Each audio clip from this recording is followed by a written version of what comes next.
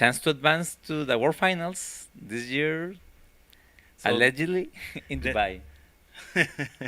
so the top teams will get a slot on the World Finals, competing against the best teams of the whole world, and let's see who will get those spots. And we are getting 6 regions in Latin America. There is champion advanced to the finals, and the other slots will be for the top teams in the competition, which is, I think, a very hard, disputed tournament. Sometimes decided by a few minutes of penalty. Well, actually, the first PDA, we have a 1 minute difference between the first and the second place. Yeah, I was very happy about that 1 minute. Uh, I know, I know. Actually, I don't know if I'm able to share this, but he was crying, and I was worried at some point, but later on, I realized that you were crying out of happiness, Yeah, I got a bit emotional. even though you knew the results. Yeah, I think it was the seeing the happiness on their faces was Yeah. the thing that moved me the most. Which is very important. Teams here may be in a competition, a programming competition, and I know there's like this stigma about programmers and everything, And but also about competitions. not with competitions.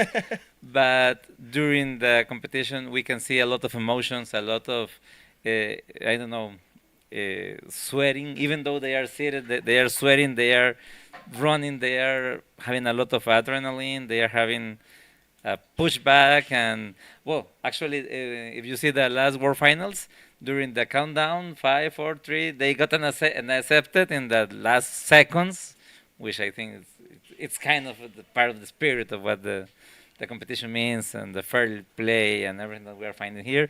And we are having the best minds in programming competitions in Latin America reunited here, the best universities. We are having a lot of talent here that have discipline to be here, and also the faces that have to be bypassed to be here. I mean, it's not that we can just show up in the PDA. There's a process to be here, and our universities, our countries have been developed all these competitions, national competitions, regional competitions, and now we have the super regional, the Latin American Championship here And today. despite being a competition, there are also lots of stories of friendship among contestants. So most of them are perhaps in the last year competing. So they already met many other competitors in previous editions, either of this championship or in previous steps from the regional, and sometimes in summer camps and this kind of training camps. And it's really interesting to see after the competitions they congratulate each other, even from different countries, and but they met before, and there is this spirit of sharing, of knowledge, of learning together, and it's a very, despite being a competition which sometimes carries lots of stigma, it's a very let's say friendly and sharing environment of knowledge and of achievements. That's very important actually, and I have seen no one in this competition, even the top players, that are not willing to share what they know for free. They are willing to give training camps and to teach to the most newbies players. Yeah. They share. I mean, there is no like this selfishness or something.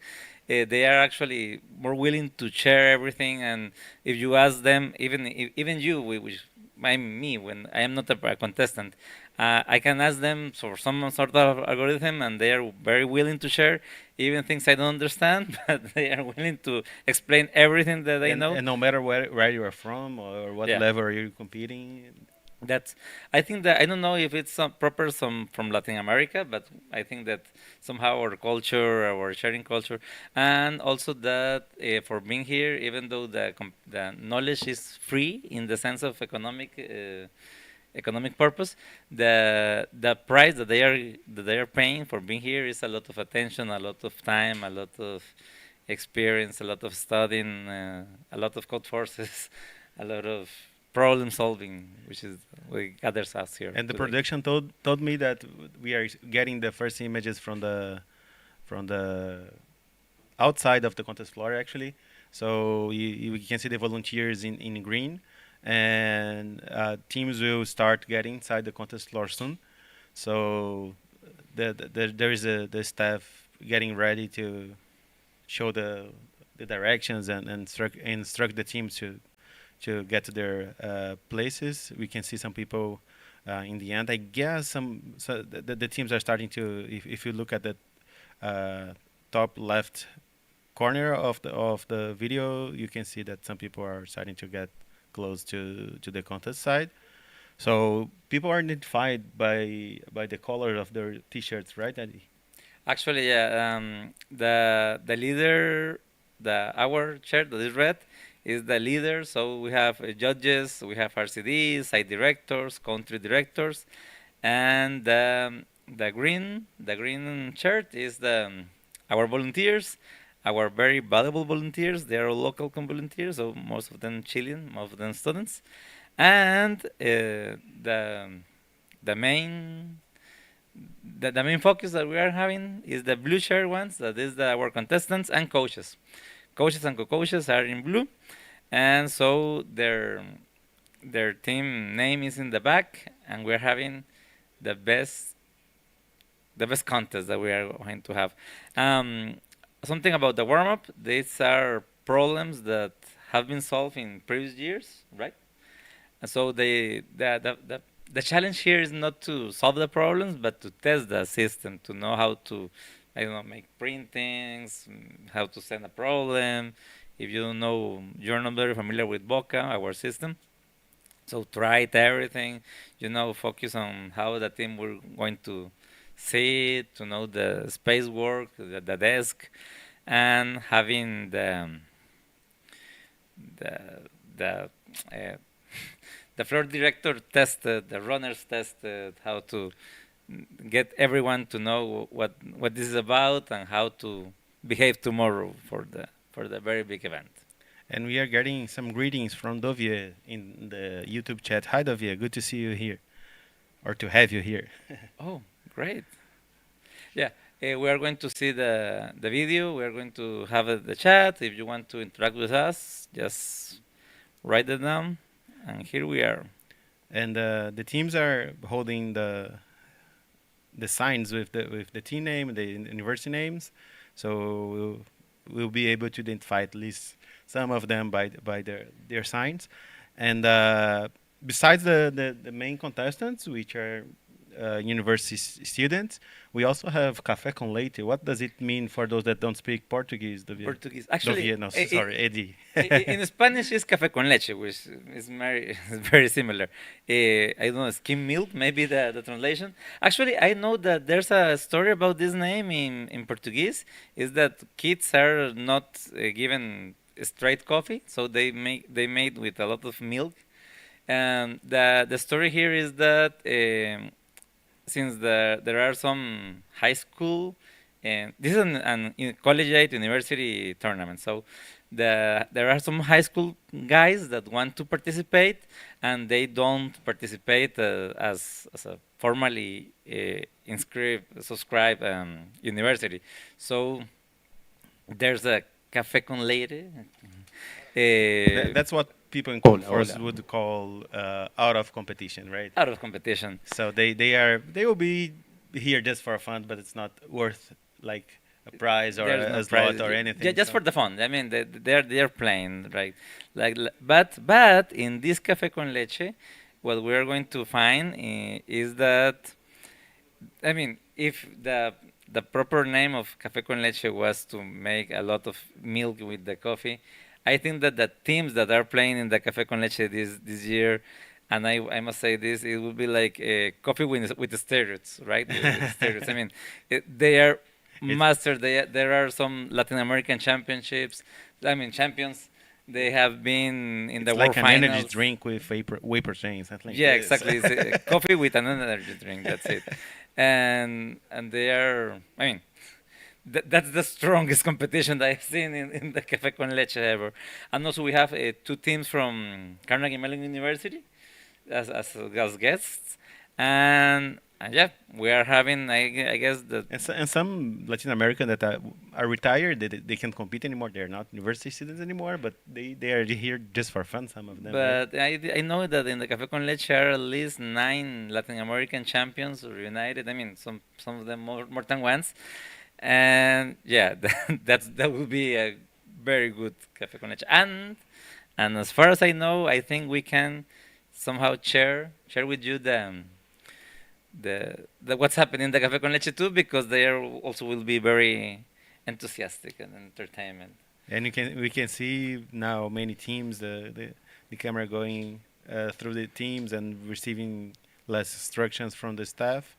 Uh, so teams from Argentina, from Brazil, from Cuba, and let's say hello to some people in chat. So Caleb, Raul, Guilhem said, "Let's go, Eddie." Yeah. Also, Adriana Montiel, Dovier, which we mentioned earlier. Welcome. Let us know if you can do anything to make this transmission better.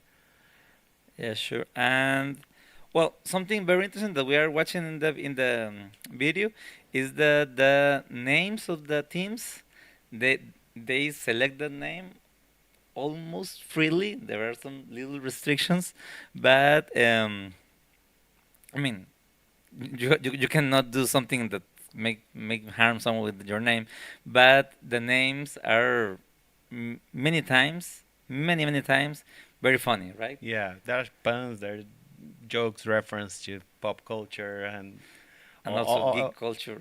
geek culture. Yeah, whatever you think of, they can be the most creative ones when it comes to names. Actually, there's a name that I don't know how they memorize the name because they're just an alphanumeric. Yeah, sys- that's a funny joke because they know that we'll try to say the names, even either us in the streaming or when the results are final and they are presenting the final medalists and everything. And sometimes they try to read the team names, and these motivate the teams to have really hard to pronounce names, right? Yes, I know. Or they have want to make, I don't know, some kind of joke like I remember that Leñadoras do Segment 3, for example, it was a very funny name. We translated as, I don't know, Segment 3 is Axers? I don't know is the proper name, but it was kind of Woodcutter. woodcutter. Yeah, thank you. The Segment 3 woodcutter. And, well, you cannot woodcut a Segment 3, but that's kind of fun. Yeah, perhaps you can point your cut. Yeah. That's a that's a level of the puns they Oh, have. for example, now in the screen is here's my number and there's a phone number and give me a call. That's their team name. Maybe. Which is also a reference. So the number has a meaning. Oh yeah. Yeah, it's related to the when they have to do an FFT transform. That's the Oh, I number that see. usually shows Oh. up, and it's also a reference to a song. So I here's know. my number. So call me maybe. Oh yeah. So there are many inside jokes, one inside the other. The many levels, like So a matryoshka. that's a prime. That's a prime number, right? I think so. Yeah. If I'm not mistaken, that's the number. Perhaps it's just another random number, but I think that's it. Will be great. And actually, the teams the team So, names some is some part of choose fun. like very simple names, like just emoji or, you know. So- but it's even those are not trivial to pronounce. How would you read this team name? The Facultad de Ingeniería de la Universidad Nacional Autónoma de México. Yeah. So, And is it Ismail? Oh, now they are getting inside. Now we are They really are starting getting the inside. procession, so we can see the teams get inside the contest floor. so let's focus on them. Yeah, so teams have 3 participants, so that, and usually the main one, the middle one, will carry the sign with the information of the team. And Good morning, teams.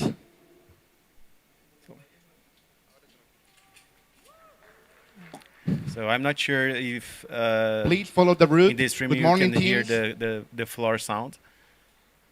So if you hear a third voice, that's the contest floor Director. director giving the instructions and announcements he may need to. Teams, do not touch anything. Please take a seat and do not touch anything. That's the sentence I remember the most when I was a World finalist. Do not touch anything. John Clevenger Uh, kept repeating these. but there's a Chilean version of that, right? A Chilean version? Yeah, it's something like, no toquen una wea. I want there to translate this. I won't. Do not touch anything.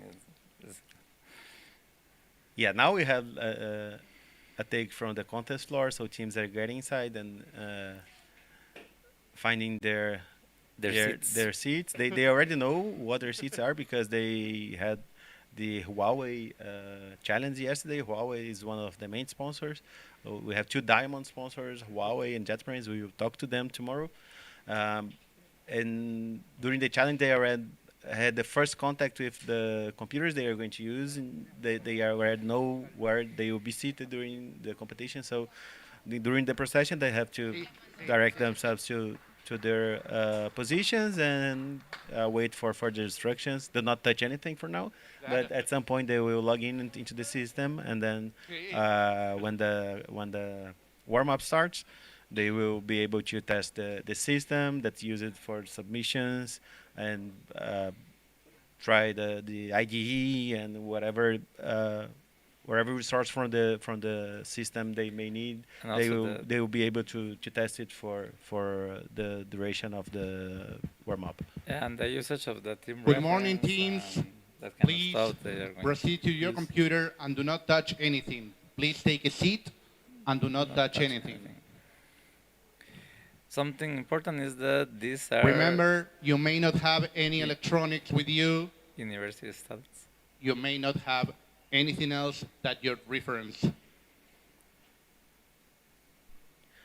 So, director, is the streaming here in the contest floor? The sound of the contest floor is open for the YouTube. They can hear Okay. him. Okay. So the arena web. And these are students from different universities. They have to be actually enrolled in the university, and also they have to be 23 years or less, with some exceptions because of different, I don't know, situations that may happen in the family or whatever. But all of them are representing their universities. Yeah, not the their idea is that they are university students and that they do not keep doing this for too long, right? So Yeah. there are some rules like if you go to 2 world finals, then you are done. Give the opportunity to some other people.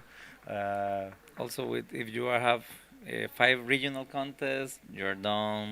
Even if you are still young, Still young. you already had enough participations. Let other people Participate. It's not like a professional league. It's a university Yeah. thing. So But I truly think that this is very professional. I mean, the kind of problems that are done here, I mean, very few people can Very do few it people can do at it. this level, right? yeah. And even though this is not the World Finals, this is the previous stage, but we're having here, and also we have a very specialized set of judges that actually perform, review the contest, the problem set, the writing of the problems that have to be clear, and also the solutions they have to be optimal, and that's very important actually. It's not solving the problem in the sense of giving the right answer, but giving the right answer in the proper amount of steps, which is actually the definition of programming. And always giving the right answer. We don't want just a good enough solution. We need always the optimal one. So Good morning, everyone. Welcome to the contest floor. Please proceed to your computer and do not touch anything. So the do not touch anything sign is on. so I think Remember, you may not have any electronics with you today. neither tomorrow. I think the last teams got inside the contest floor, Yeah. if I got it correctly, and we will probably now hear. Yeah. We Actually, are going to start the warm-up in 10 minutes. Do not touch anything. okay. So we are just 10 minutes behind the schedule, but that's fine for the warm up. Yep. And maybe the people in there see a computer with no team. We have some troubles, last minute trouble with visas. Your notebook reference should be in your table. Yeah, being You in cannot bring international anything else to the competitions, competition. Make it an politics. international competition always suffer from this kind of problems. So If you want to move your computer, please be gentle and be sure not to unplug anything. So we are hearing Federico Posa, which is the contest floor director. He will be giving instructions until the start of the warm-up session. Yeah. And well, he's from Argentina. Actually, one of the things that I enjoy the most in here is that, for example, you're from Brazil, I'm Costa Rica, Argentina. Federico's from Argentina, but we are here with, of course, people of Chile because he's our host, our grateful host. But we are having people with Venezuela, with Cuba. You cannot bring Puerto any Rico. paper with you. You cannot bring any electronics with you. We will provide paper and pens to you. So they are given pen, papers, water, snacks during the What they need contest. to play fair. Oh, something important. I don't know if all the people here know, but they have no access to internet. They have no access to AIs, of course. No chance to get any electronics, and they are just them. Oh, that's my team in Costa Rica, but they are just them, and the problem set, and a team reference, which are 25 pages that can be read from certain distance, and that's the measure. I don't know why there's a letter size or whatever, but that's the whole problem set that they will have. But And can they use internet? no, they cannot use internet. They cannot use AI. They cannot use any external resource. Even they cannot even talk to someone who is not in the staff or their team. They can't use AI. Is No. it possible to code nowadays without AI? Can you imagine something? Can you code without AI? It's like doing math without a calculator. Oh. It's possible.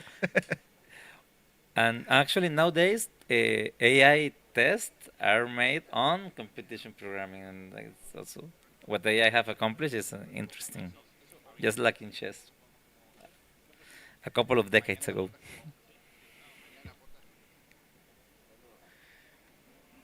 Yeah. So someone asked on the chat whether there is a link for the live ranking. We don't have it available yet.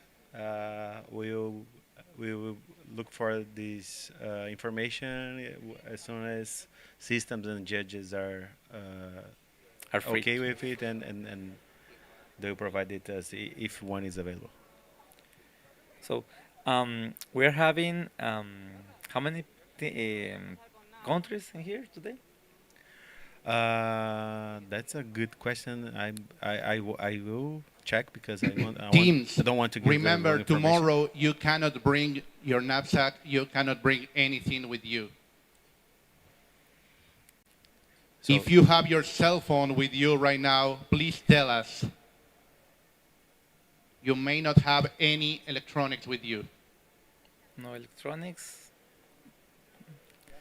No USB memories.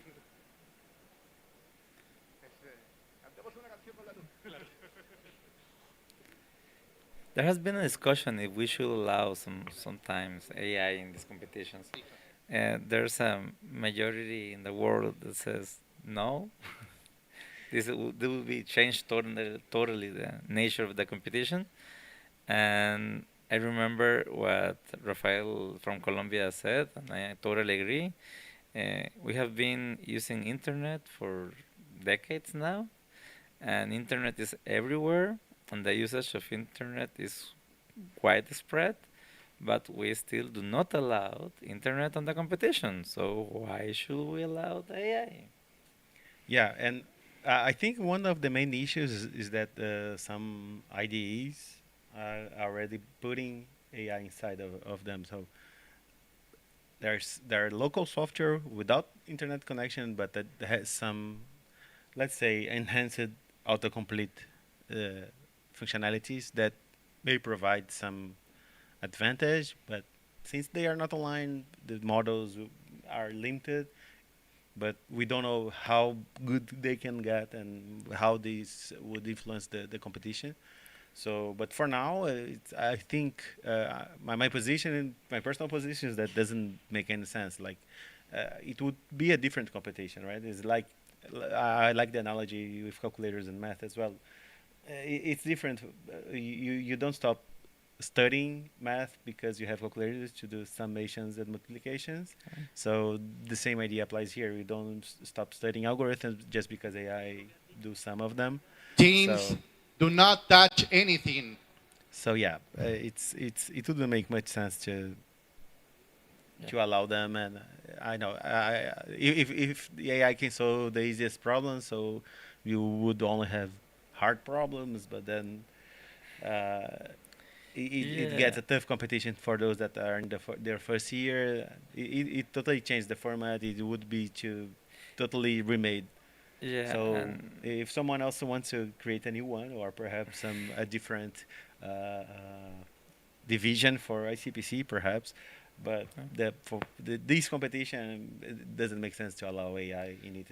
That's my I totally agree in the sense that people here have developed a lot of abilities, a lot of skills, and the the real problem is to develop by themselves. I mean, they have to reach to some programming level, and there's the only way is to going through the whole process.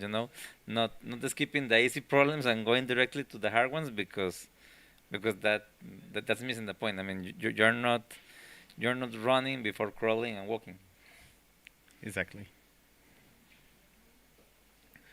So I checked the number of countries. So we have 17 countries. 17 different countries. I don't know if all of them are actually represented here because of the visa issues. Actually, I think that the country that is not here that should be is Venezuela, who didn't get the visas, but And it was a single team from Venezuela. it was a single team. Yes, So that was we the actually problem. have 16 teams here, or countries represented here.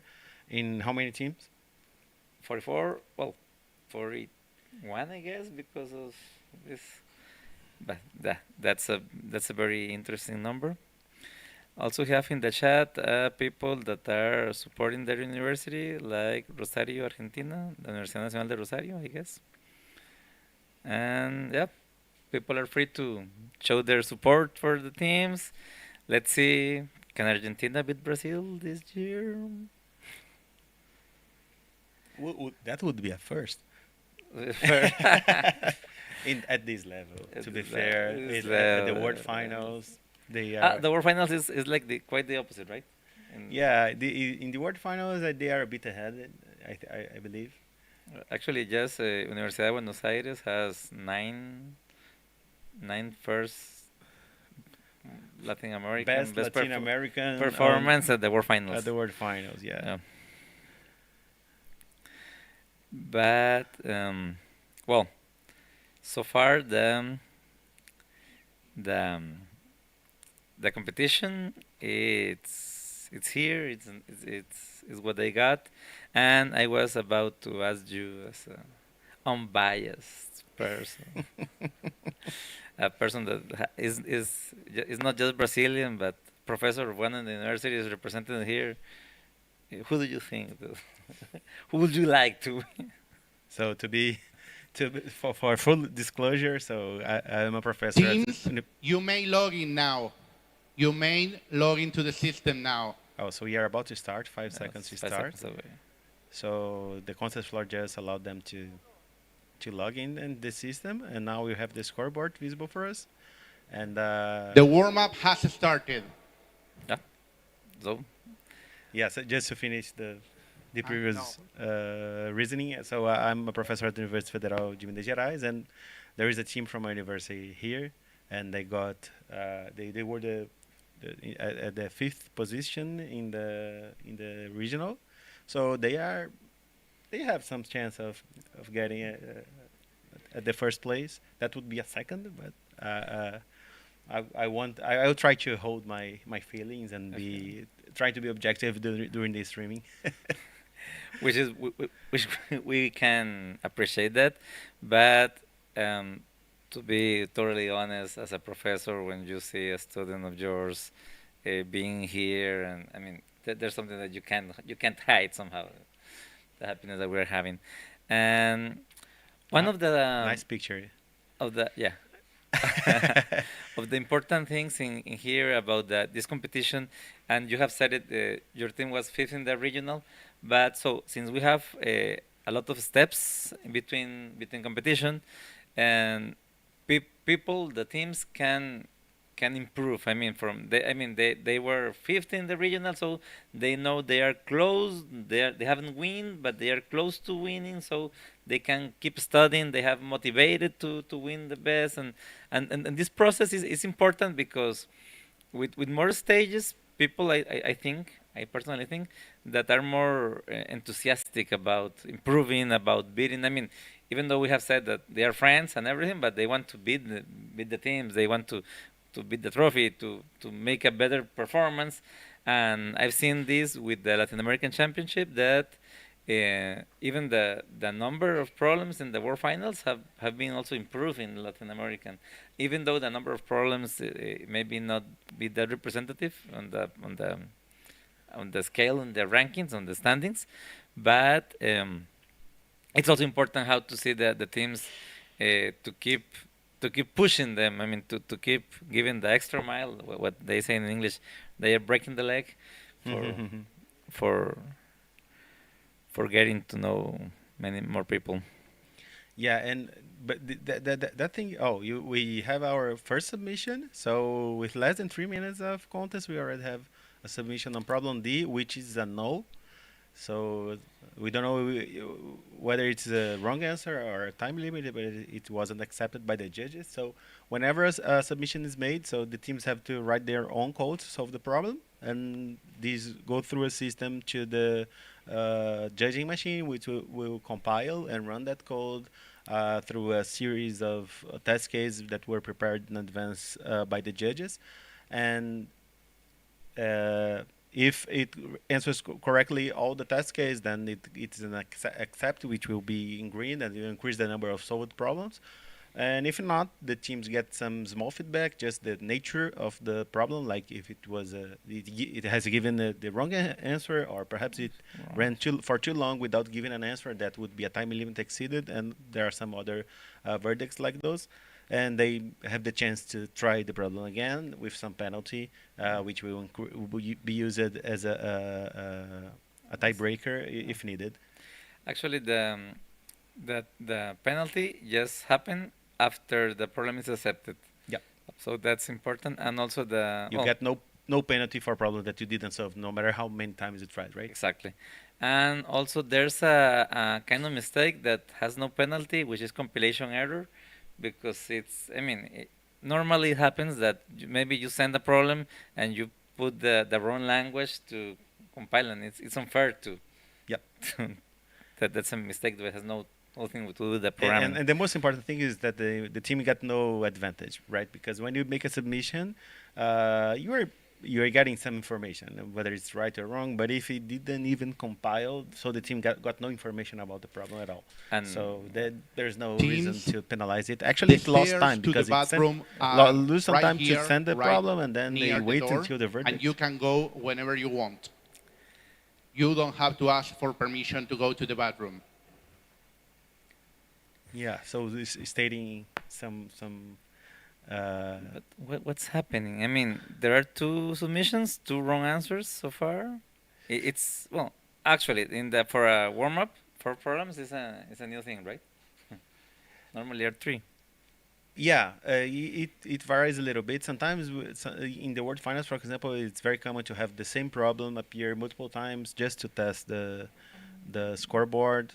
But here, yeah, this year we have four problems, um, and we only have three submissions so far. So probably they are not that easy. But even those submissions, perhaps they are just trying the submission system. Perhaps they are sending something that is not a real attempt to solve the problem. Just to be sure that the system is able to receive submissions, and perhaps later they will write a proper code for trying to solve the problem. But this warm-up is also important to say that it's kind of the training for runners, people who develop to give the balloons and the printed copies of the code or whatever. So runners are people that will be seen either in green, most of them in green, but some of them in red as well, green and red T-shirts. They'll be giving balloons for teams that solve the problems and also printing when a team needs to print some code, for example, for debugging outside the computer. Uh, the runners will be giving them these as well. And the balloons are very nice because it makes easy to visually know which team is doing well, so which team is behind, because you can see each balloon for a solved problem. Yeah, the amount of balloons and the color of the balloons, because each problem has a different color, which is also actually telling the other teams which are the easier problems to attack. Yeah, for sure. If I look around and I don't see yellow and I don't have a yellow balloon, I probably should solve the yellow problem because it's probably easy, right? And since the number of problems solved is the most important thing, you shouldn't try to solve a hard problem. If you didn't solve the easiest ones, you have to guarantee what you can get, right? You have to guarantee. I mean, what you have is important. A problem solved, it's the same value as the hardest or the weakest. And also, there's an effect which are very curious, I guess. The standings effect. I mean, for example, if there's an easy problem but no one sees it, so if no one solves the problem, and even though there's an easy problem there, people do not solve it. And also the second problem with the standing effect is that maybe a very strong team solve a very hard problem in the beginning, and so many people will be trying that problem even though it's not that easy as it was supposed to be. And it has happened between regions. Yeah, and as a judge, because I work helping setting those contests, as a judge, it's very funny when we have like a problem that we know that it's easy, but just because the top teams didn't try, they solve, at least they solved another problem first. So the teams that are behind, that are below in the scoreboard, they usually look for the top teams to identify for them what the easiest problems are. So they frequently they go in the same order, so in the wrong order if the top teams didn't solve the easiest problem or one of the easiest problems in the first few minutes. Yeah, I actually have this anecdote about something like that. I made a problem that it was actually quite easy. The solution was take the first number and give it modulus the second number. That was it, and there were a lot of the cases that was a problem. But I explained it in the circle, and I don't know things. I put a circle and a radius and everything, and so if you look at the problem, the images may suggest that it was a geometry problem. So no teams in the first hour tried that. I mean, it was very easy. And later on, like an hour and 10 minutes after the contest started, a team from 170 plays made it, and so that the top teams that watch what's that's going to be happening. So it was like the most solved problem in the next 10 minutes because all the teams were made. And we have our first accepted problem. So a team from reasonably good university, I would say. With a very curious name, and I mean, an unbiased greeting. So Uga Buga from UFMG solved problem A within 9 minutes from the start, and then right after that we got our second accepted problem from ORT. uh, problem C. So in the same minute, two different problems have been solved by different teams. Um, it will be. I really hope Course. the curse. I really hope the It's curse is not not does not apply at least for the first solve. ever so. Yeah, and what we're having here is, well, there are many wrong answers. Actually, kind of surprised. Normally, the warm up is about old problems, past year problems. Yeah, we rarely have original problems. Usually are problems that can be found from previous editions of the competition, uh, which serves many purposes. First, because we know that the problems are good. There are no problem, though there are no The data set issues. Yeah, there are no issues with the problem, so it's a one less thing to be worried tested about. during the warm up, and also for the teams, it's like a familiar face, like seeing an old friend. So that sometimes, solving a problem that they solved before, and they don't really actually want to put lots of effort. They want to get tired today because tomorrow is Yeah. the great day, right? Yeah, actually, today will be the day that they will get into bed early, relax, to be Have a light meal like me. Yeah, yeah, to be or to have a totally good sleep. physically and mentally prepared for 5 hours. I mean, one of the important things is that being 5 hours thinking requires a lot of concentration, focus, and a physical condition to let you to be at your top performance level even after 5 hours of competition, 4 hours of Yeah, competition. it can be very tiring to think hard for 5 hours nonstop. So we have the top three teams are the first one is UFMG from Brazil, the second one is Art from Uruguay, and the third one is UWIF I see. IC from Antigua and Barbuda, and then we have some other teams from Brazil. All of the teams that solve problems for now are either solve the problem A or problem C. Problem B and D are probably a bit harder than those. I think that the only non-South American team it will be Frostbite from Antigua and Barbuda, right? Oh, and now we can see the first to solve balloon being delivered. So that special golden balloon that probably will be given to the team from UFMG, which solved the problem A. So usually you have a special balloon for the first problem, and it's being delivered by one of the organizers of this great contest. Yeah, as you can see in the screen, I guess this is the team from Art. I couldn't read the sign. So it's the the first to solve star, problem C yeah, probably. and the star is the first the first problem solved in the whole competition. Oh, and to be fair, they are tied for the penalty.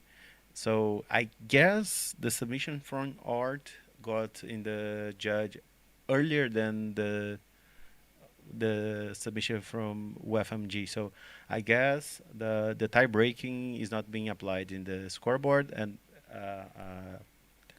that's why we saw the first balloon being delivered to one team, but in the scoreboard there is another one at the first place. Yeah, the norm. I think that the delay with the balloon was because they were discussing which team was the first.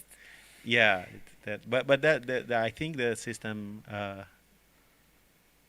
tells them, but there can be some discrepancy between the scoreboard and the because first you saw there's no question about it, right? It's whichever got to the system first, but then in the scoreboard things get trickier. What happens when you have more than one problem solved and they have the same minute? So you have to apply some different criteria. Okay, let me see because Alajuela, no name yet, sent a problem C, and they get a balloon. So once more, and my unbiased, my unbiased perspective, Alajuela has also one problem solved, which is the red one. So Instituto Tecnológico de Costa Rica, Campus Alajuela, ¿verdad? That's it. Properly said. So we have teams already from Brazil, Uruguay, Antigua and Barbuda, and Costa Rica, Argentina. Uh, And I think now at least those countries have at least one balloon. one Yeah. balloon. Yeah.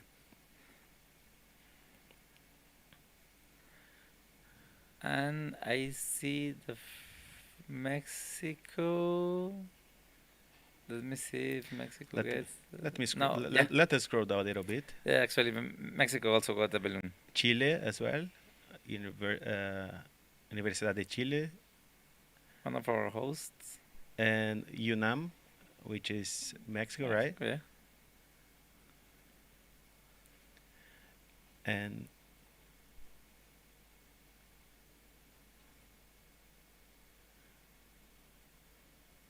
another one from Chile in the TFSM, some other from Brazil. And let's go back to the top because we have a team with two problems. Yeah. Uga Buga, once more. So Of Minas Gerais. by this point, I think everyone noticed which are the two easiest problems of the contest. Because as you can see in the images from the contest floor, the scoreboard is also being projected to them. So uh, they can only see white and red balloons, and Yeah. at the end, one team solved both. So it should be clear by now that those problems are the ones to be attacked. But as we mentioned, they're not trying to be first place today. They are not putting too much Well, effort. They actually, Uga Buga, I think they are really trying really hard to break the nah. course. Are you sure? So perhaps they do this even without trying. Well,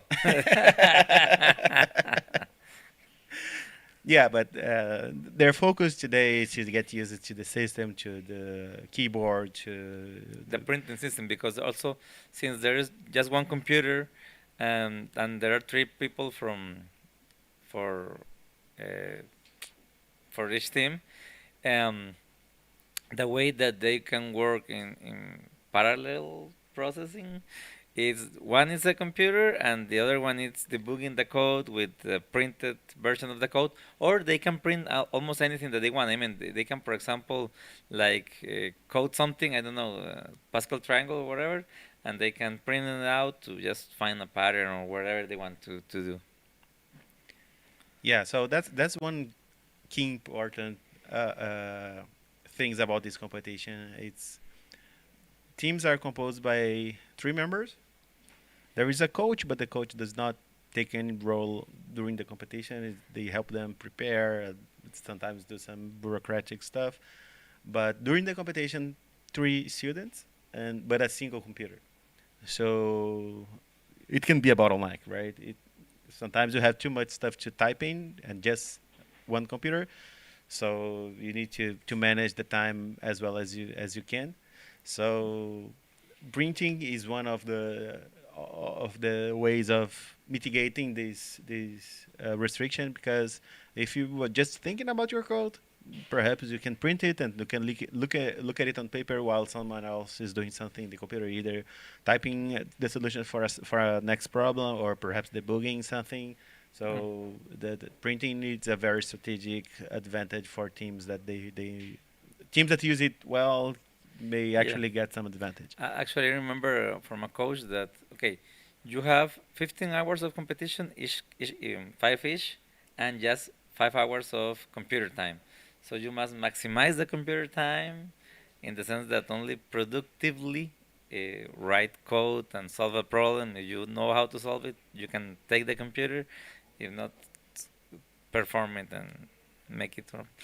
And also, something that actually amazed me of people in here is that the speed of their typing. I mean, it's for me it's unbelievable how they type that fast, and also the usage of IDs like Vim, which actually allows you not to use the mouse, so you can just type and make everything out of the keyboard just to be more faster in the sense of typing. And I mean, th- they can win a mechanography contest too. It's amazing how. Yeah, actually, some contestants actually participate into typing contests as well. Yeah.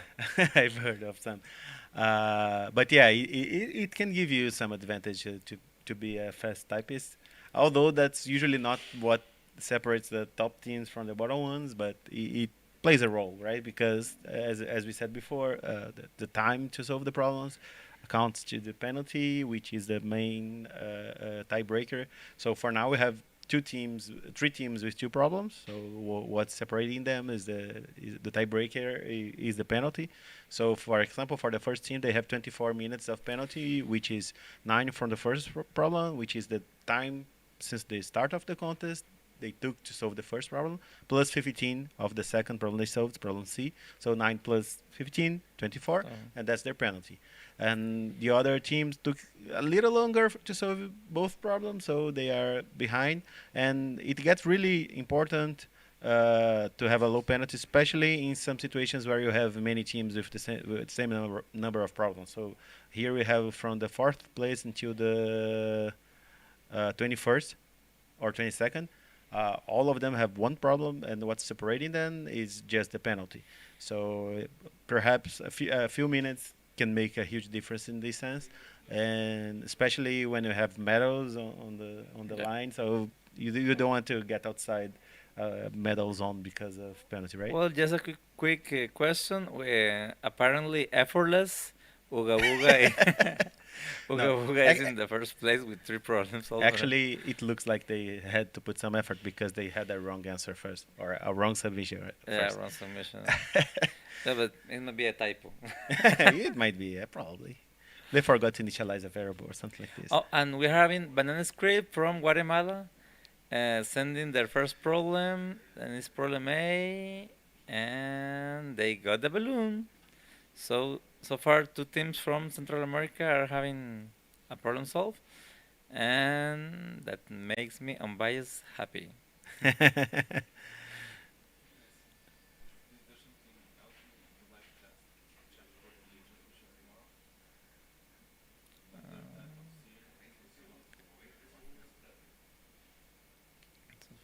Vídeo de patrocinador, talvez, testar, botar vídeo de patrocinador, talvez, o mais curto. So, um, oh, problems. Actually, a very important thing or aspect to take into account in this warm up is that I think almost every single team must must test at least something about the system. So they can send a wrong answer just to watch it out. They have to solve one problem, to print something. I mean, to know how Yeah, the system works in general. that's what warm up is for, right?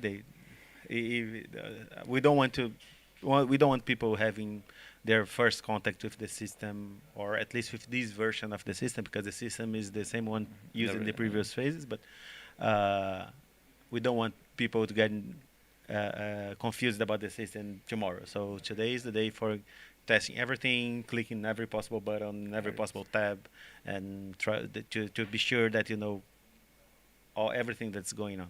Yeah. So in the top 3 teams, we have 2 from our host country, right? Second and third places from Chile. Okay, great. So they also want to fight the course, I guess.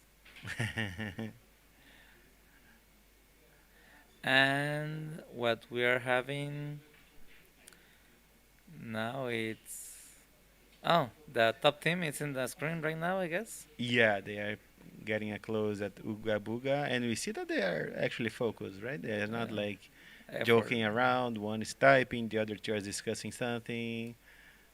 Even though they are just missing one problem. When there's just in the last 8 stages of the contest, they may like to focus the 3 of them in the same problem, and to be really, supportive with each other, brainstorming ideas, how to fight them, how to get overwhelmed.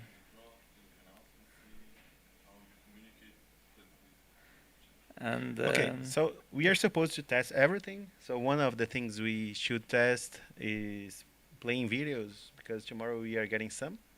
So we'll be watching some videos from some of our sponsors, our diamond sponsors perhaps.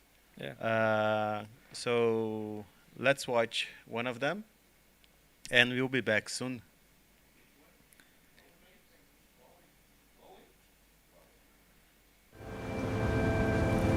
Cité du vent, c'est là mon foyer. Jamais vu le vent, ni toi, ni moi. Great gathering. Mais nous pouvons sentir sa puissance. Le vent salue mes voisins. Le vent se lève et soulève les filets de pêche. Le vent souffle et les voiles trouvent leur direction. Nous dansons avec le vent. Les chants attirent des amis de loin. Because we need to have this here. Je veux attraper le vent, qu'il m'emporte au loin, So this video here de is l'autre côté de la mer. Derrière, c'est le foyer. Devant, c'est le monde.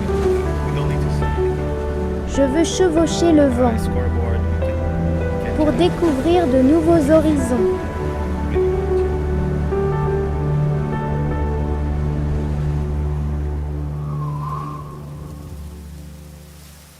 Les arbres se balancent au gré du vent, grandissant jusqu'à toucher le ciel.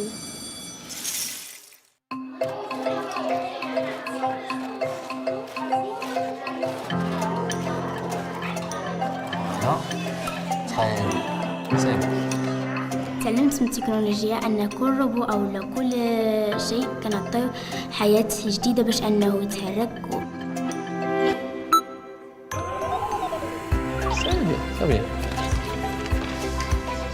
كنحس بالفرح والسرور وهاد التكنولوجيا والبرنامج ديال كوديو تغير لي حياتي بزاف نكمل في هذا المجال في المستقبل ان شاء الله.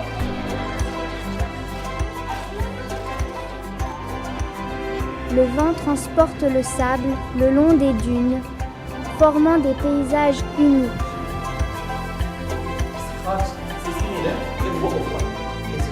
We learned more about new technologies like virtual reality and robotics. This will open new horizons for us and for our students. I would like to thank DigiSchool program for bringing this to rural areas as it helps promote social justice and equity among students. Le vent chasse les nuages sombres, laissant le soleil inonder de lumière la terre.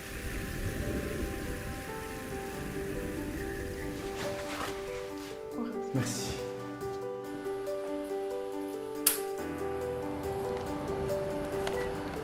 Si l'énergie solaire a remplacé l'énergie traditionnelle, pourquoi pas?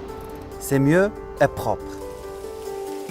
Le vent dissémine les graines, les transporte vers des terres lointaines. Plus je maîtrise les technologies numériques, plus je sens optimiste pour l'avenir. Je souhaite rendre notre ville intelligente, surtout la gestion de trafic à travers l'intelligence artificielle. Le vent soulève de grandes vagues, poussant en avant les voiles des cœurs.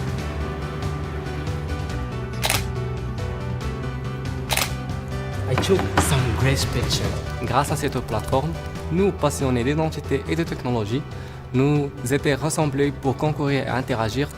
I'm here. And with those pictures, not bringing down.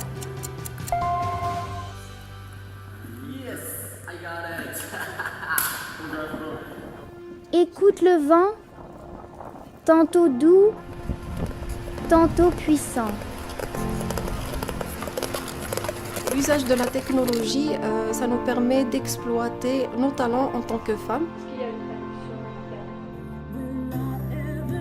La musique est un langage universel qui peut toucher toutes les âmes et connecter tous les esprits en une seconde, tout comme l'Internet.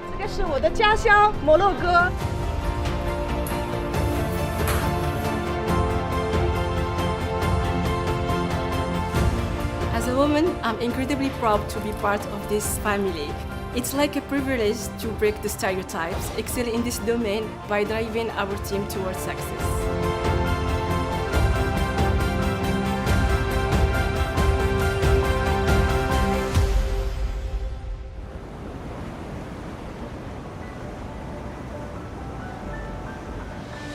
Laisse souffler le vent. Laisse les graines de la technologie faire éclore un printemps éclatant au Maroc. Quand on a la chance d'avoir été nourri, éduqué, formé par ces belles histoires, on ne peut pas se les garder pour soi.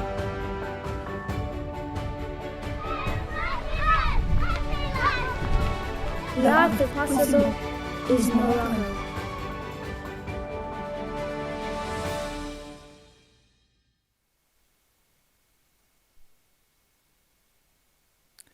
What's happening now?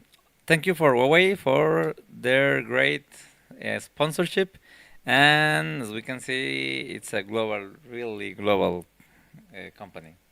Yeah, and ICPC it's run by volunteers. So we are volunteers. Everyone in green and in red. You see handing out balloons and preparing the contests, the problems, and the systems are all volunteers. But even with that many volunteers, you have lots of expenses to run a competition like this, and it's because of the sponsors that this is possible, right? So I mean, the food, the hotels, the transportation, and the adaptations, and you have to do. You need to the infrastructure to put those computers in there with energy and internet and microphones and sound and cameras and everything. The network. So thank you for all the sponsors. We'll talk to some of them tomorrow, but in particular today, we would like to thank the diamond sponsors. We shared Huawei that we just saw a video, and soon we will watch a video of JetBrains as well, which is the other diamond sponsor. Thank you especially for them for all the support to ICPC. And I also really like to thank all the volunteer work that, according to Bill Pouchery, there are more than 20,000 people giving their time, their effort, and their skills, their abilities to make the problem set, to coordinate the systems, to program Boca, to keep it alive, and the test cases. I mean, that's very professional work, and we are giving no extra expenses about that, because that's volunteer work. And actually, I know for a very good source that sometimes it means family time, wives, kids, and everything that we are sometimes sacrificing. But I know that the result, it's also the opportunities that people here are having, the students, the way that their lives changed through the competition, through the experience, through the networking that they are doing here, and also mainly the teamwork, the team effort, the programming contest, the algorithms that they are developing, and also people in here are developing some known algorithms, but in the future they might develop new algorithms. Yeah, and that's all about them, right? The main focus of the competition is to put the spotlight on talents, and I believe, I strongly believe, because it actually happened to myself, that it puts another reason for them to study more, to practice more their skills, and eventually get better professionals because of that. So I think ICPC do a huge contribution in this sense. So let's go back to the scoreboard, and we have some interesting changes. So we have two teams with 3 problems now. UP Bonatera de Mexico. Actually, they solved the problem B before problem C, so they didn't follow the traditional order, let's say, of solving the easiest one first. But I guess that's because they got the wrong answer on problem C before, because they didn't pass problem C in the first try. Perhaps that's the explanation. And I was speaking, a third team now got 3 problems. So we have 3 teams with 3 solved problems, A, B, and C. Problem D so far has not been solved. And I would like to scroll down a little bit to show that some other teams also solved problem B before solving the easiest one. One of them just went up to the table. So let's move there again. So UPGDL, Testigos de Jereman, that's also from Mexico. Universidad Panamericana, sede de Guadalajara. Entonces, 2 teams from Mexico with 3 problems solved. And going down the table, we have some teams with problem B solved as well. We'll move up soon. And for now, most teams have already solved 1 problem. 37 teams have solved at least 1 problem. Some other are still trying to solve at least 1 problem to test everything during this warm-up. And let's go back because things are changed quickly. Yeah, somehow after someone gets into a problem, maybe those are the ones that might be cursed, and now that the next one are going just to try to prove everything. And I think that's a very good performance for just 35 minutes of competition. And and also I dare you to say the team's name of the second place, if you mind, because I can't. Oh yeah, it's UFCG number in hexadecimal. Yeah, that's true. That's the university name in hexadecimal. I'm not sure what the hexadecimal means, but yeah, it's a hexadecimal. I can be sure about that. Okay. So let's watch the video from the other sponsor, JetBrains, now, and then we get back in a few minutes.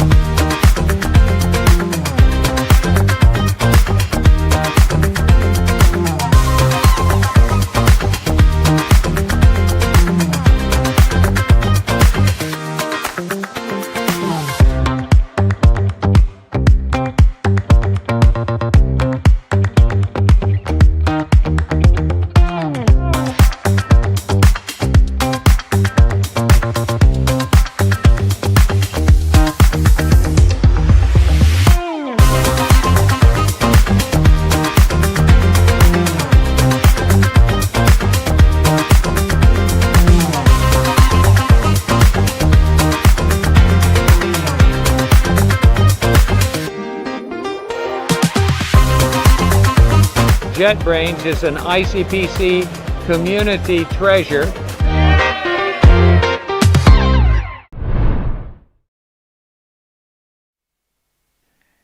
And that's it, JetBrains. Yeah, and we saw images from the last World Finals in Baku, and some of the people that were in the video actually here now too, competing for the next World Finals. And as we can see, the World Finals is also a huge event with 140 universities all around the world, and there are more than 50 countries, and we all are able to use JetBrains software. Yeah, and we have now a clear read from the scoreboard that the easiest problems are A, B, and C. I mean, by far. I mean, no one would challenge that C would be among the easiest ones, because no one. Actually, one team solved problem D. No. A A single team solved it so far. Yeah. But even if you take account the number of submissions, just 2 teams tried it, and a single one solved it. So it probably a bit trickier than the rest. And so for those teams that already solved problem A and C, problem B should probably be the next if they are trying to solve the largest number possible. And for teams below the 20th position, they should either try A or C before going to the next one, right? Yeah, totally. And what we are having here is that actually the team from IPN Mexico is the one who solved the problem D. And dividimos y no conquistamos, which is the one from Uruguay. Coaches, you are may the enter ones the competition tried floor. the problem twice. So far. So now we have a moment in the contest floor that we don't have during the competition, which is when the coaches are allowed to go to the contest floor to talk to their contestants, to help them, to perhaps give some hints or try to solve some issues. But during the competition, they do not have contact with their coaches or anyone else except for staff if needed. And now that's the moment when we see some more people walking around the contest floor. Actually, this is a very new aspect. It was actually first done in 2017, I guess. And the idea is to check strategies, to check what they're doing. Maybe sometimes for this is the first time for them to be in this kind of a scenario. They get nervous, they whatever. So the coach, that is someone. The coach may come with a checklist, right? Did you try this? Did you do that? Did you print? Did you submit? Did you? Did you try the problems that way? Or it depends on also on the level of the team or how they attack the problems.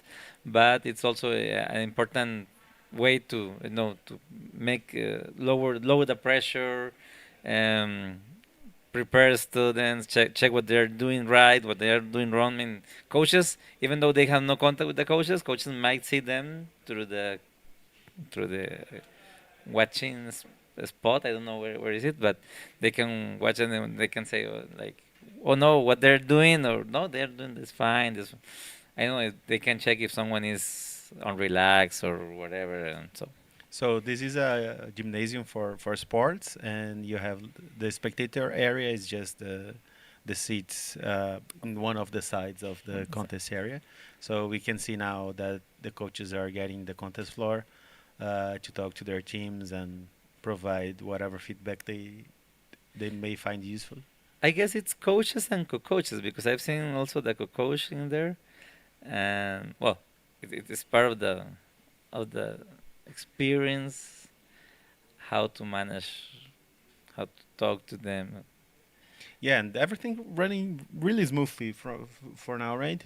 So I guess the assistant team is very happy because they are the ones that lose some hair if things go wrong, right? Yeah. Right, because they have to solve problems really quickly to not affect the competition. But so far, everything running really smoothly. About anecdotes, last year competition during the warm-up, we have one of the most curious moments ever in the warm-up. There was this computer who has no connection to the network, and we had to delay the warm-up like 2 hours, and later cancel it and make it afterwards. And what was important, I think, is that I heard this, that can you imagine this happening in the World Finals? How will be the Russians, the Americans complaining about everything?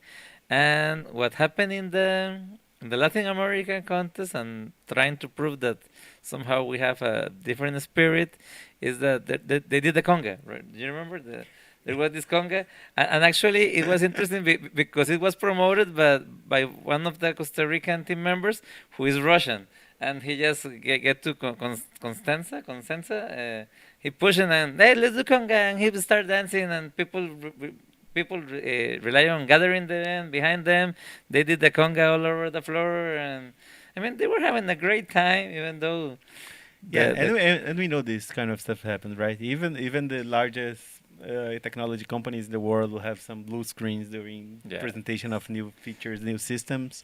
So some stuff, even if you try everything, we know we simulate things without the contestants on the floor, run things on every computer, and try communications among all possible directions in the network may need, and during the main thing, something else may happen. So. Yeah.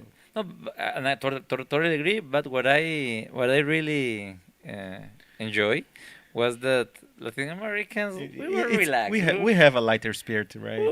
We're having a party over there. It doesn't Yeah, matter.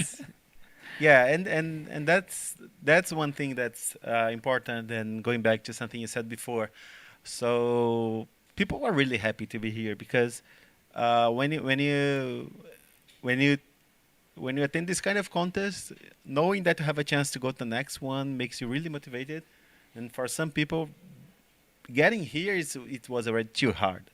There are too many teams competing, more than 1,000 teams competing, only 40 something are here. It's a tough competition, and being here is already reason for celebration. And some of them are really hopeful to get to the next phase, so there will be another chance of competing in the even tougher level. But it's a good opportunity to meet other people from other regions that share similar interests and share knowledge, and so the celebration aspect it's I would say it's an important part of it, right? Yeah, but you have been some shallow when you say there's just 1,000 teams. There were 2,940 teams pursuing being in this top 44. So if you are watching us, you can see that he's a statistics guy, right? Yeah, but almost 3,000 teams in the previous phase just to be 44 here. So you can see how the what we call the neck bottle, right? That performs. I mean, this is the top of the top of the top, and the World Finals, which is another level of elimination this far, and we can see that it has to. It did require a great talent and great discipline to be here, because not only talent, it's also the discipline, the time, the effort that you are investing in being here, and there are a lot of people that want to be here, and maybe they deserve to be here, but it's a competition after all. Yeah, and we organizers do as much effort to have as many teams as possible. They do as much as they can, but we have budget constraints. We have space constraints. So 44 is how many we could host this year. There are some rumors. I won't talk about it because we don't even know where the next PDA championship will be. But there are some rumors that next year we will have more slots than these. Let's see. Well, and also there is no guarantee that we're having that. I mean, that's the same number in the future. I mean, we depend on. Yeah, it may vary from year to year depending on local constraints, budget constraints, sponsorship. That's why we are so grateful to our sponsors for allowing us to have these really this really big celebration of knowledge, of talent, of great students that we have. And now we have a new first place in our scoreboard. And that will be the first place, I guess. The only first place, unless for the next 20 minutes. But yep, we have SCOM IPN, which is from Mexico, the first team to achieve the fourth problem. And so, are they safe? Either safe, I don't know. Can other teams steal the first place? So that's one of the funny things about watching those scoreboards is making some speculation. So we can do some math on the penalty, right? And talking about the speculation, the SCOM IPN is the only university that has been Latin American champion in Egypt. The only time Mexico went to the first place as a Latam champion was that university. So perhaps they like desserts, right? Or desert. Desert, I don't know.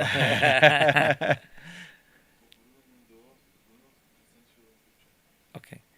And let me see what we're having here. Okay, so looking at the scoreboard, we have the first place with 161 minutes of penalty.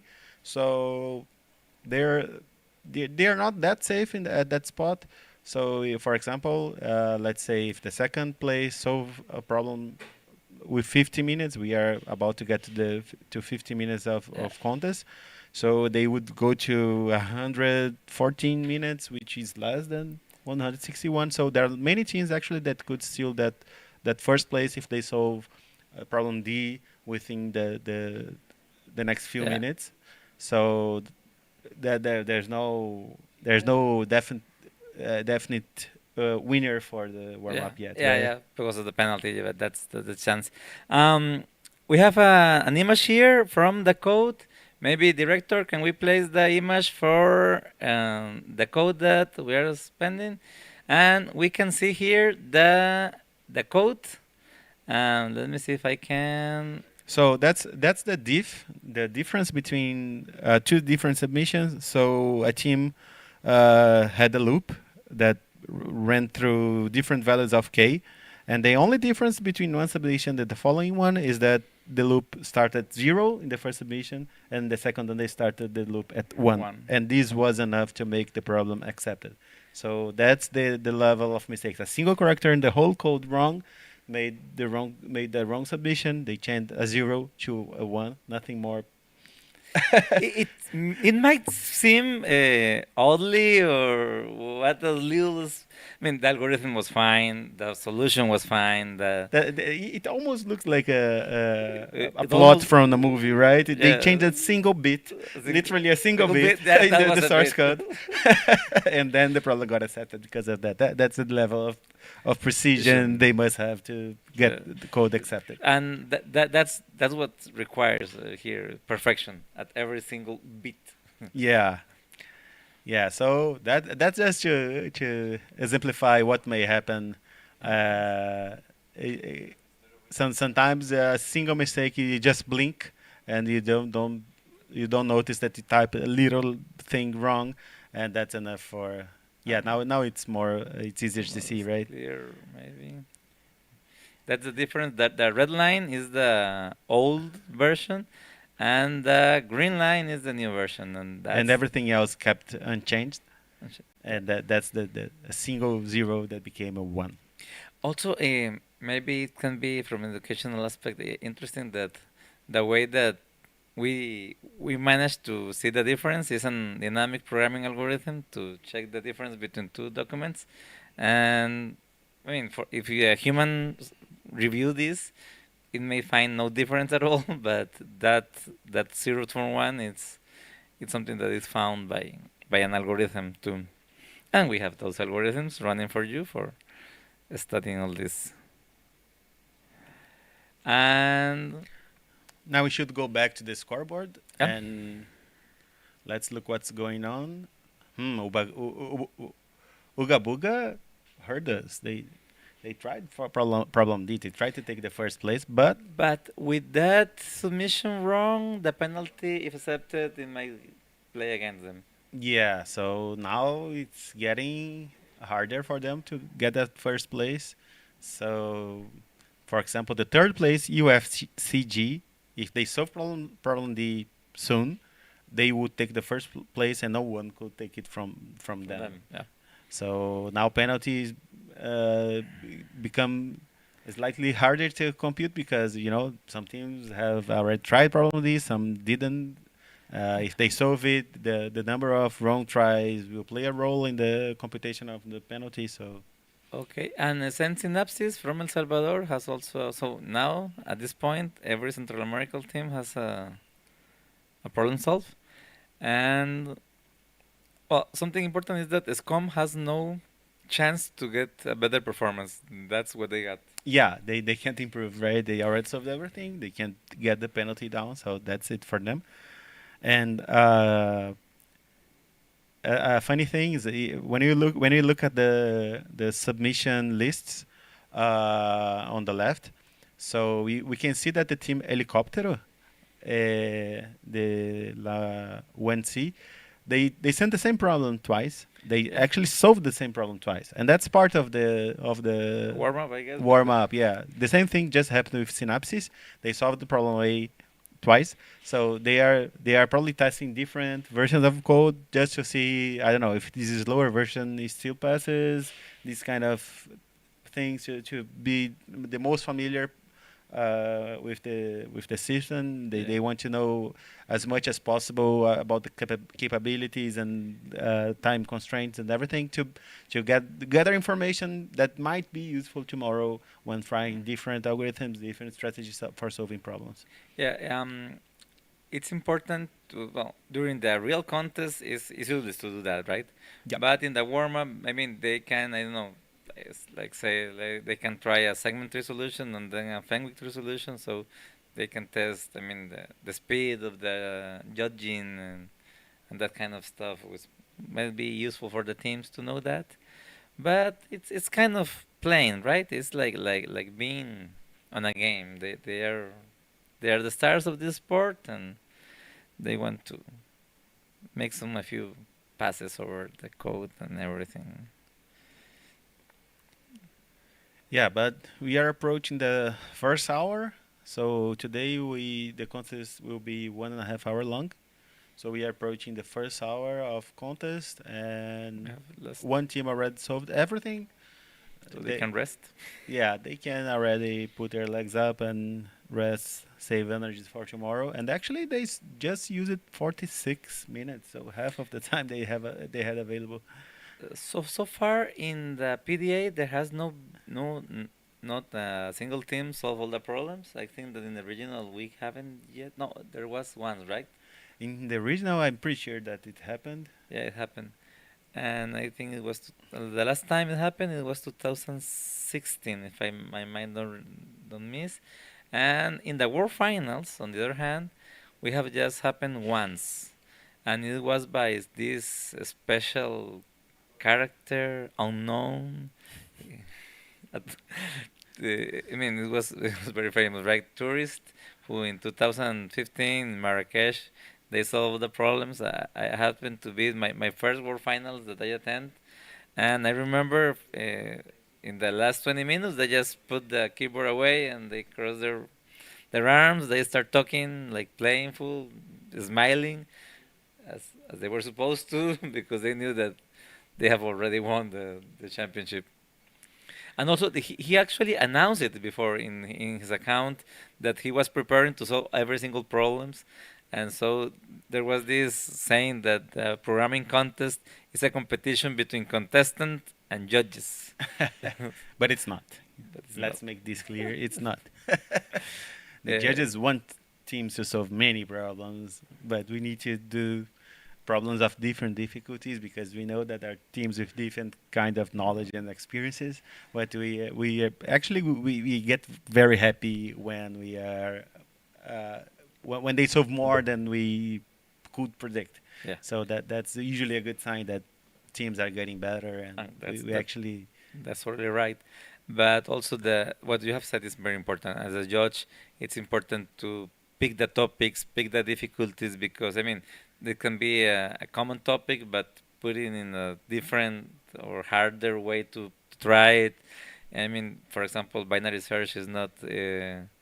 I mean, I can make a trivial binary search problem, and I can make a very hard binary search problem. So, yeah, and by hard, we do not mean number of lines of code. No. We mean how hard it is to get the solution, to see what are the ingredients you need to compose and how to match them together in order to reach the solution, right? Which is part of the fun, because that's the fun and everything. And personally, I will talk about this tomorrow more, but this contest, I think, has an educational purpose beyond what a specific course has, and it has no syllabus, no proper syllabus. The things that can happen here is anything that can be programmed. I mean, that's the syllabus. I mean, anything that can be programmed can appear. There is no roof, and that's what Bill Pasher said once. If you put a topic list, then you are having a roof of what can what can appear or cannot, and it will also actually stop or saying till here. But the the sky is the limit is not even applying here. And this can be actually perceived very clearly when we compare, for example, the topics that show up in the problems, or at least the expected solutions. Because when the judges prepare the problem set, they have for each problem what are the solutions that we expect to be made, and what would be the solutions that would be too slow, and they usually code all of these to try and let me just stop here my reasoning to say that now a second team also from Mexico, right? Yeah. So the fourth problem, now we have two teams which solved all the problems, both from Mexico. Congratulations to Mexico for the good start in this. And talking about the statistics, as far as I like them, UP Buenaterra is the Mexican university who has go the more times consecutive to the World Finals. Oh, that's a nice one. So in Brazil, in Formula One, there used to be a commentator that had all kinds of statistics like those. So Brazilians would call you the Reginaldo Leme of Latam. So Reginaldo Leme always brought this. Oh, this is the first Australian driver that got a second place in an European race course since 50 something. He had some very good knowledge of these kind of things. My brain just can't hold that much information. Well, so actually, I will count on you tomorrow for all those interesting facts. ICPC is my hobby. Somehow. I really like to watch the standings, and when I prepare the standings, for the World Finals too, that I normally get the standings and everything. I review the Latin American team, so I'm kind of familiar with some of the universities. I almost know all the universities that are normally here, but sometimes there are a university that I don't know. So yeah, but just concluding what I was saying previously. So when you think about the expected solutions, there are many data structures and algorithms that are in expected solutions by judges that.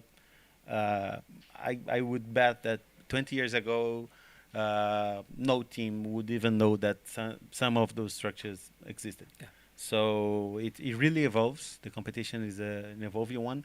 And on the other hand, judges do not like to put problems that require specific knowledge that just a few teams would know, because then you leave it to chance, right? Because, I just read this paper about this strange idea, this strange data structure. Usually the problems are such that teams have to realize their solutions during the contest. Of course, they have a toolbox of knowledge, of data structures, of ideas, of mathematical facts and structures that they may have studied during their course, or sometimes even before. But I find the most interesting problems are the ones that you have that click moment during the contest, not just remembering something that you saw before, but nevertheless, the knowledge base gets increasing, and so knowledge will always help you solve problems. But sometimes there is a strange effect that sometimes people do things more complicated than needed just because they studied a very advanced topic, and sometimes they fail to see an easy solution because they try to use that complicated topic as much as possible. They get like addicted to thinking a certain way, and that could be a problem as well. So but the balance is important. Yeah, actually, what you have said is very important. It's curious that the mother of muses in Greek mythology was Mnemosyne, who was the goddess of memory. So what it was implied somehow is that inspiration is the daughter of memory, somehow. That's the main interesting thing, because what you can get creative about something, but something that you already know. I mean, if you want to get creative out of the bloom, I mean, it will be almost impossible that a person that just learned to program yesterday, for example, get here and I don't know, somehow he managed to think about segment 3 with a binary search. It's not something that they can create of this 5 hours or 1 hour and a half time. What we're seeing here is the fruits of the work and hard working process that these old teams have been doing during the year, their careers, and some of them, many of them, since high school. So there is a very interesting quote by Linus Pauling, which was a chemist, I think, which says the best way to get a good idea is to get lots of ideas. Yeah. So if you're not trying to get new ideas, you won't get any good one, of course, right? Yeah. So you need to try a lot to get new ideas, and the more you think about something, the more ideas you get about it, and the greater the chance of having a good one, right? Plinius was the first taxonomer in biology, the first one who actually classified all the species with animal, vertebrates, and mammals, everything. So he was he's biologist and chemist. Biologist and chemist, you see. And also there's another quote who says, inspiration exists, but in order to work, she has to find you working. Yeah. And now we have a third team with solving problem D. Oh, by the way, can you imagine the country that this team is from? Yeah, I would guess that whatever problem D is about, the topic is very popular in Mexico, right? Just whatever it is, it has to be something with Mexico. Yeah, because the first team solved it within 20 minutes, and all the other teams that solved it so far. Let me check. Let us check. Let's scroll down a little bit through the scoreboard. APN, the second one Naterra, Universidad Panamericana, and the third one in Tecnológico de Monterrey. Okay. Monterrey. To be fair, the Uruguayan team from ORT also solved it, but it didn't solve all 4 problems yet. But so it's not some knowledge that only Mexicans have, but it's definitely interesting that the Mexican team solved this problem. Yeah. The 4 problems. The four problems, but in particular. Actually, the Uruguayan team, dividimos y no conquistamos. They were very close to problem B. But yeah, they're trying problem D. Dividimos y no conquistamos. They tried twice already, problem B, but not yet solved it. You have something very important, and is that we are from geographic different zones, Brazil, Argentina, Mexico, and from Argentina to Mexico. Let's summarize that. So the language that we speak, the problems that we're solving, they are not exclusive for our zone. I mean, there is no Mexican graph theory or Brazilian number theory or whatever. We speak the same language, right? I mean, the same language as the world speaks is the same. I mean, when I talk about segment 3, binary search, it's the same thing in Russia, in China, or the United States, or Brazil, or America, or whatever. And an example of this is that UDESC from Brazil just solved problem D as well. And also, something very important that we have been missing. I don't know, how is the CCL room going in this warm-up session? Can you see the warm-up session maybe tomorrow? Yeah, tomorrow we'll try to give some inside information. I actually have some inside information here. Perhaps by the end of the contest, I will give some info. Yeah. But okay, so we have also. I remember that CCL is not this year. Is not CCL. It's like CCL with cafe with coffee with an energy drink, because I still think that there will be a very very interesting competition in the CCL room. And okay, just I'll give you some information. Great. Just for you not to be curious, in the CCL room, we have 12 teams. 11 solved at least one problem. I'm not sure that the 12th one is actually here. I think it's actually just a typo, a mistake in the system. Actually, there are probably just 11 teams. But from those 11, do you want to guess how many solved 4 problems? It's a number between 0 and 11. 11. 6 maybe. I was just checking, but Yeah, you were almost there. 5. 5. So this shows. So let me see. So the penalty of the first one is 127 minutes. Okay. And the second one 137 and the third 160. So if they were in the main competition, 3 of them would be on top of the whole scoreboard. And the last submission of the problem, fourth problem. Let me see which one solved the fourth first. I think it's at 43 minutes. 40. So with 43 minutes, this one of the CMU teams solved the fourth problem, but they actually got it wrong twice. So the CMU, something important about is we have said is that CMU it's a team that did not participate in the previous PDA and may not know the problems beforehand. Oh, that's an interesting fact, because most of the CCL teams are either coaches, or most of them are former competitors. Some of them are still competitors but that couldn't attend. And Art just solved problem B. They were this team that solved the D before B, and they just solved it. Now we have 5 teams with 4 problems solved. And going back to what I was saying, so the CCL teams, the Café com Leite teams, most of them are former competitors, and the one that got in the first place in the CCL actually is a Latin American one. But they may know the problems beforehand, because there was that last years or previous years. Yeah, but perhaps they weren't even trying either. So no, I'm pretty sure that they were not even trying, but. Yeah, but tomorrow CCL will be a funny contest to take a look at, because CMU, Carnegie Mellon University, is not from Latin America, so it's a totally different field. Let's say we don't know what to expect about them, actually, because they never competed, or they usually don't compete in the same field, just in the World Finals.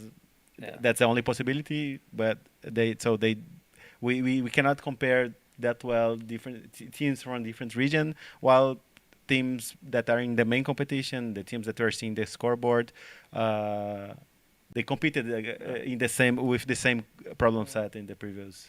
Something important is that the CCL is from Carnegie Mellon. We have 2 teams from Carnegie Mellon University, and they are competing at CCL this year in the CCL room. And it's interesting because they are from a different super region. I mean, yeah. So of course, they are from the United States, and we had 2 quick changes in the first place of the scoreboard. For a few seconds, UFMG got it, but then UFCG solved the problem D, and it happened exactly in the same minute, 71 minutes of contest.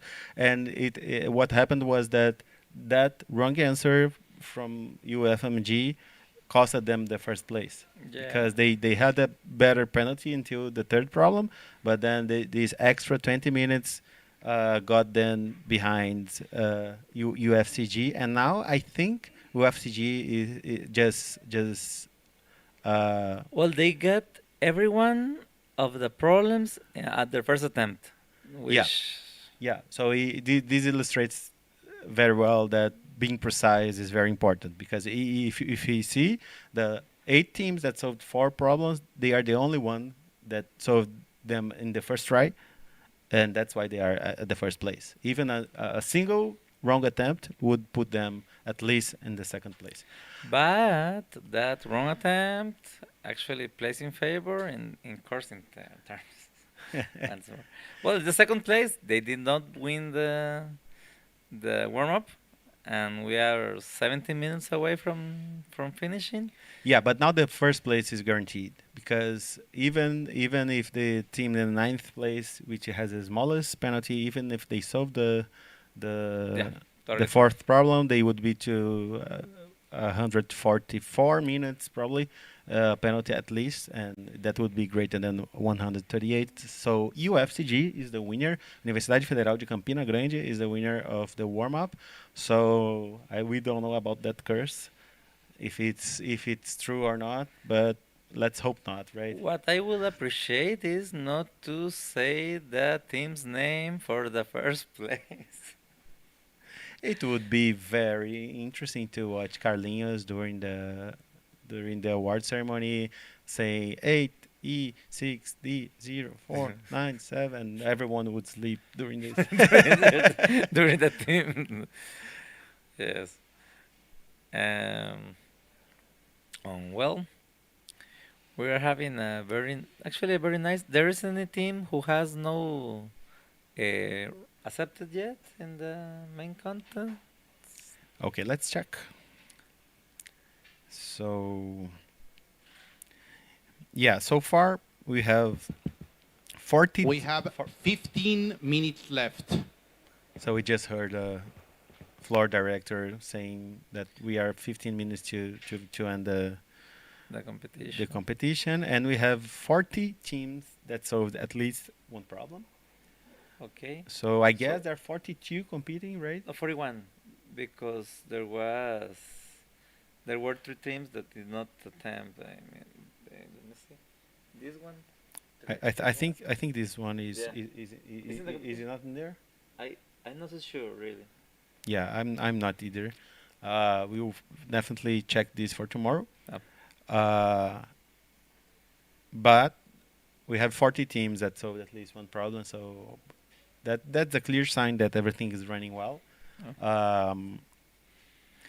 According to Bill Poucher, the ICPC director, the main goal on a contest is that every problem gets solved, not by the same team, but there is no wrong data sets or whatever, and also that every team solves at least one problem. I mean, that it has to be guaranteed that there is a softer problem in order to motivate, encourage teams to work. Yeah, it may be kind of frustrating to spend 5 hours on problems and not solve a single one, but it happens because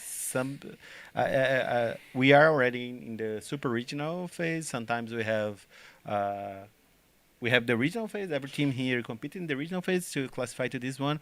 Some regions have even previous phase. So as you move on, the problems get tougher because teams are stronger than on average than the previous one. So it may happen. Sometimes you have a bad day. Sometimes you have a headache. You were anxious and didn't sleep well. These kind of things happen. So, but ideally we try to make problems so that every team take a balloon home at least. And also it happens that, for example, I remember in Mexico that we have 2 emergencies. One with a stomach ache and the second one with an allergy from a mosquito. Yeah, these things happen, especially when we're traveling to another country. So you eat something that they're not used to. There may be some unexpected emergencies, and the number of teams with 4 problems solved is increasing. I believe that they said, okay, now we are getting close to the end, so we should finish this. And let's remember that also. Well, I see the Scum IPN is sending problems just because they want to send more problems. I don't know. Yeah. But they are with the coaches right now, so they can check more strategic. Oh, that's right. They can send different solutions. I mean, they can try different things in order for the coach also to measure something or to give the final guidance. Oh, I guess that's why Uga Buga got a wrong answer on D. The coach probably told them, oh, send the wrong answer before sending a good one. I'm just kidding. So, yeah, but we can see that in the submissions list, teams that are red solved the problem D are solving it again, getting accepted. For example, UMSS just solved the problem D again. And they already did it It was a few minutes actually ago. great to test also the server. I mean, concurrency of the problems, the time elapsed for responding to for judging. Yep. That's That's interesting as well. And the 31 place. Alajuela. It's Alajuela in the 31 place. Please, I really want those guys to Let's take see it if this they pass seriously. it. Let me see. They are in the 31 place so far, but I did not see. Yeah, they actually passed the problem, and now they are in the 24th.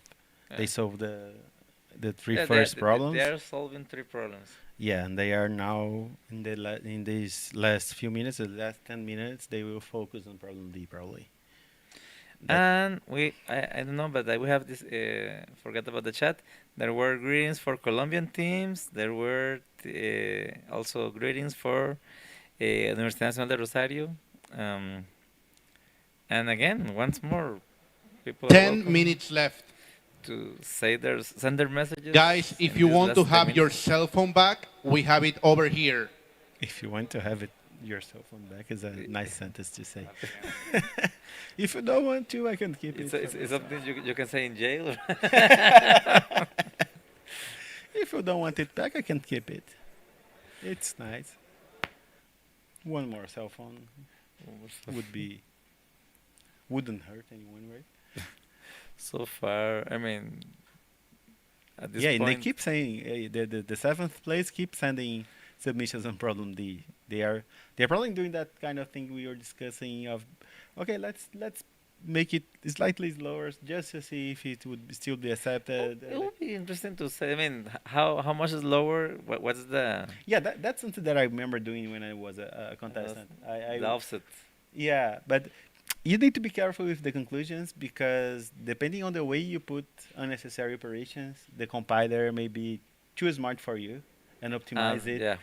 So you better know what you're doing when you try this kind of test. Otherwise, you might get to wrong conclusions, and you don't want to start the competition with wrong premises in your or wrong hypotheses Totally. in your mind.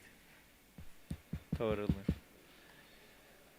After the competition, we're going to have the award ceremony for the Arcade Challenge. So please remain seated.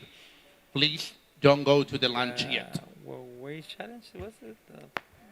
I think he said Huawei challenge, but I didn't hear it clearly. I just hear challenge. I'm sorry. Yeah, me too. So 11 teams already solved the whole set. And then from the 12th place until the 25th, 3 problems. And then a few more with 2 problems. That's interesting, right? Because there are more teams with 4 and 3 than with 2. And then a slightly larger group with 1. Yeah, one. So if you solve, usually if you solve 1, you solve. I mean, if you solve 2, you solve 3. Yeah. Yeah, it also actually kind of reminds that these are known problems. These are Yeah, and then they are not focused on solving as many as possible, right? they're just trying to test the systems, do what they can. I mean, and probably and it makes this gets very clear when you look, for example, at the second place Unicamp.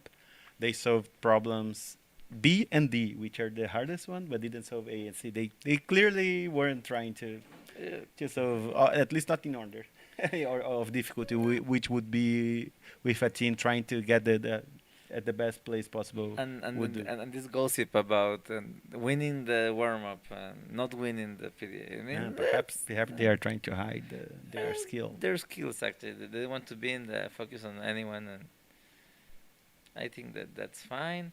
Synapses got 2 problems. Excuse me, can you search for banana script? And talking about Unicamp, you know which team was in the first place in the regional? Maybe Unicamp? Exactly. So, Which, by the way, is one of the best universities in Latin America. yeah, it's well ranked in most international university ranks, and they solved in the previous Stage of this stage to get here. They solved 10 problems. It was the only team to solve 10 problems, and now they solved just 2 in this. So I guess they are not really trying to solve the whole thing, right? They were not really. They were not trying. You know what the second one was? I- You're cheating. You No, can yeah, look at my but I computer. don't remember. I don't remember. I remember Unicam was the first one. It was UFCG, which is in the first place today. So apparently, those guys are good.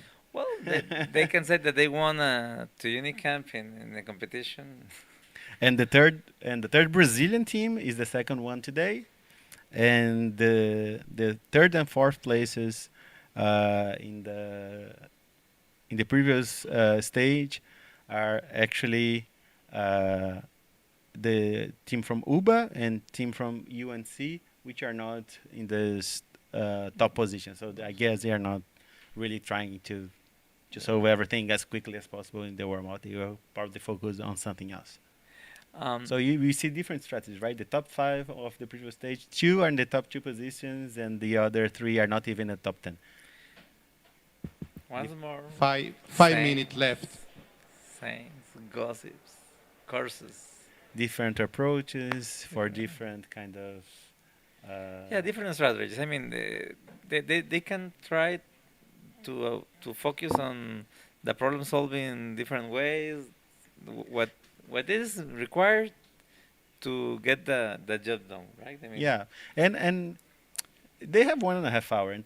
So even after testing everything, some of them probably solved the problem just because they are bored. They don't have anything else to do. Okay, let's solve this just because. Yeah. And that's it. We are approaching you. We just heard the floor director saying that we are 5 minutes to go. Now almost 4 minutes to go. So we are approaching the end of the warm-up, and also we are approaching the end of the streaming. And just a reminder, tomorrow we'll be here half an hour earlier the contest. So the contest starts at 10 a.m. local time, which is UTC minus 3. So half an hour before, you'll be here just like today, talking about the procession, talking about watching the teams get inside the contest now for the Rio competition. And actually, we can mention how the teams getting here, in what region they were heading, because since we are 6 regions, what's the competition like? How do they get here? How many teams they beat to be here sometimes, and of course, how the scoreboard will be moving, how our goals are made, and to see and the performance of your favorite teams, of your favorite champions, and deciding by 5-hour-long contest which teams will be in the World Finals in the 50th anniversary of the ICPC, because it's actually also the oldest programming contest in the world, and I would say the most important one. I can say that even if it's not the most important, every other single tournament copy the ICPC way. This is the ICPC way. And I'm really proud of being here with the best programmers in Latin America by far, and without not in the university level. And just to be sure that friends, families, contestants, and teachers may follow the streaming of these championships. So yesterday we had the streaming of the opening ceremony. You can find the video. After the warm-up, we're going to have the award challenge for the arcade, the award ceremony for the arcade challenge. So Arcade challenge. Stay here. So it's the arcade challenge, the different one. We won't be streaming this, but you can find the streaming from the opening ceremony, which happened yesterday. You can find it at ICPC live channel. Tomorrow, we will, as we mentioned, we'll be streaming during the whole contest. We also be streaming the prize ceremony for tomorrow's competition. We won't be commenting on it. No. We just comment during the contest, but we will stream it, and you can know the new Latin American champions tomorrow. And with our revelator, our revelator, which is with the revelator, it's actually great. I mean, to watch how the teams going up and. Very entertaining. And just for you to be already acquainted with what will happen tomorrow. 1 minute left. So we have, you can see this snow symbol on top of the time remaining. It means that the scoreboard is frozen. So it means that even teams that solve problems, their solution or their balloon will not show up in the scoreboard. So the scoreboard stays the same for the last section, which in the warm-up, I think it was about 5 minutes or something like this, but during the main contest will be 1 hour. So as we see, there are some submissions with on the left column. There are the submission list. There are some of them with a yellow square. Those are the ones that were submitted after the end of the or after the start of the frozen time, and we don't know 10 seconds left. We don't know the answer for these submissions until the end of the competition. And now we are about to finish. 4, Let's hear 3, the contest floor 2, director. 1. Warm-up is over. Thank you, guys. Warm-up is over. So thank you very much, Vinicius. Please stay here. See you tomorrow. Please stay here for the award ceremony. Yeah, and with that, we finish our streaming for today. I hope to see you tomorrow. Send a link for other people Remember, that follow ICPC anything contest. you want to use tomorrow, it should be left on the table today. You cannot bring anything tomorrow. You cannot bring anything tomorrow. See you tomorrow then. See you tomorrow. Thank you very much.